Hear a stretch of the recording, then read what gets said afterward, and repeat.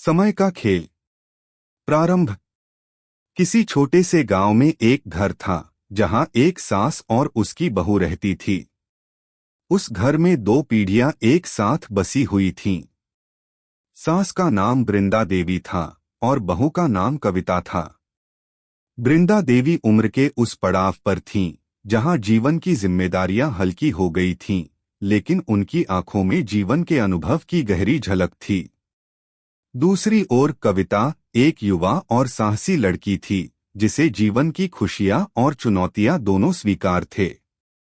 अगर आप अपनी मां से प्यार करते हो और उनको हमेशा खुश देखना चाहते हो तो चैनल को सब्सक्राइब करो, लाइक करो, जय माता दी कमेंट करो। बहुत ही जल्द आपको खुशखबरी मिलेगी। प्लीज वीडियो को लास्ट तक जरूर देखें। अब आगे सुने। कविता और बृंदा देवी के रिश्ते में हमेशा एक असमंजस रहता था।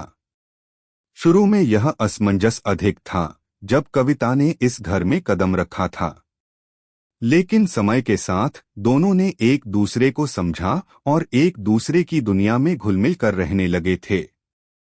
हालांकि सास और बहू के रिश्ते में प्यार था, फिर भी कुछ मुद्दे ऐसे थे जिन पर दोनों के विचार अलग थे।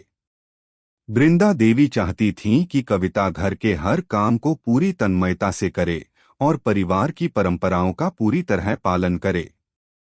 दूसरी ओर कविता ने सास के इन विचारों को पुराने समय का खेल माना और वह नए तरीके से जीवन जीने में विश्वास रखती थी।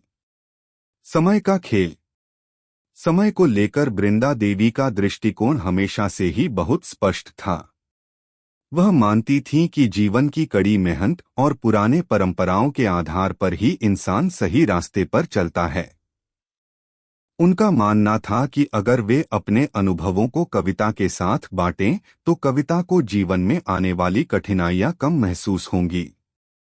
तुम्हें जीवन के साथ साथ समय की कीमत समझनी चाहिए, बृंदा देवी एक दिन कविता से कहती हैं। समय एक ऐसा साधन है जो कभी वापस नहीं आता।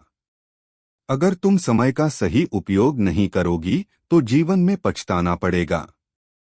कविता मुस्कुराते हुए कहती है, माँ, समय तो कभी रुकता नहीं है और मैं समझती हूँ कि समय के साथ चलने के लिए हमें पुराने तरीकों को बदलना होगा। यह संवाद दोनों के बीच एक नई चुनौती उत्पन्न करता है। बृंदा देवी का मानना था कि समय का खेल एक बहुत गंभीर मामला है, जबकि कविता इसे कुछ अलग दृष्टिकोण से देखती थी। झगड़ा और समझौता। एक दिन बृंदा देवी ने कविता को घर के सारे काम करने के लिए कहा। वह घर की सफाई, बर्तन धोने और सब्जियां काटने जैसी छोटी छोटी चीजों में कविता की मदद की अपेक्षा करती थीं। बृंदा देवी के हिसाब से यह सब एक बहू का कर्तव्य था, लेकिन कविता के लिए यह सभी काम समय की बर्बादी जैसे थे। वह चाहती थी कि बृंदा देवी उसे थोड़ा समय दें ताकि वह खुद को कुछ और कर सके, अपने पैशन और शौक के लिए। माँ, क्या आप नहीं समझती? जीवन में सिर्फ काम ही नहीं, कुछ और भी है। समय के साथ हमें अपनी आकांक्षाओं को पूरा करने का भी मौका मिलना चाहिए। कविता ने एक दिन अपना विचार बृंदा देवी से साझा किया।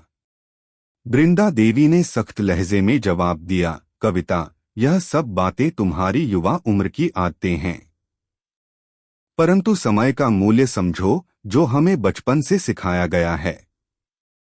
अगर तुम समय का सही उपयोग नहीं करोगी तो पछताओगी। कविता चुप रही, लेकिन उसके मन में एक खलबली मच गई। वह समझ नहीं पाई कि क्या सही है और क्या गलत। यह समय का खेल है या फिर अनुभवों का? समय की सच्चाई। कुछ हफ्तों बाद गांव में एक बड़ा उत्सव था। गांव की महिलाएं हर साल इस उत्सव को बड़ी धूमधाम से मनाती थीं। बृंदा देवी और कविता दोनों उत्सव की तैयारियों में जुट गए थे। कविता ने उत्सव में कुछ नया करने का मन बनाया था। उसने सोचा कि अगर इस बार कुछ नया किया जाए तो सभी को अच्छा लगेगा। बृंदा देवी पहले से तय ढंग से उत्सव की तैयारियों में लगी थीं। उनका मानना था कि पुराने तरीके ही सही हैं और उन्हें किसी भी बदलाव की जरूरत नहीं थी। इस बार उत्सव में किसी ने कड़ी मेहनत की और किसी ने नई सोच को अपनाया। दो अलग अलग दृष्टिकोणों का टकराव हुआ। उत्सव के दिन वृंदा देवी ने देखा कि कविता ने आयोजन में कुछ बदलाव किए थे और लोग उसे पसंद कर रहे थे। यह देख वृंदा देवी को समझ में आया कि समय के साथ बदलाव भी जरूरी होता है। उन्होंने कविता से कहा, तुम सही थीं, बेटा। समय के साथ बदलाव आवश्यक है। कविता ने मुस्कुराते हुए कहा, माँ, बदलाव का मतलब यह नहीं कि हम पुराने तरीके भूल जाएं। हम पुराने समय से बहुत कुछ सीख सकते हैं, बस यह समझना जरूरी है कि हमें किस समय में कौन सी बात अपनानी चाहिए। समृद्धि और समझ। समय के खेल ने सास और बहू के रिश्ते को एक नई दिशा दी। दोनों ने एक दूसरे से बहुत कुछ सीखा।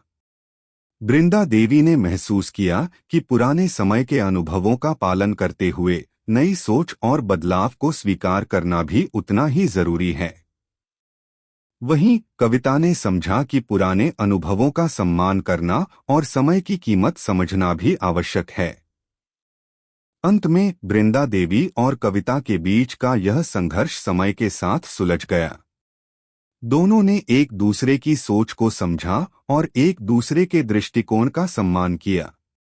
समय का खेल इस परिवार के लिए एक ऐसा उपहार साबित हुआ जिससे न केवल सास और बहू का रिश्ता मजबूत हुआ, बल्कि दोनों ने जीवन को एक नई दृष्टि से देखना सीखा।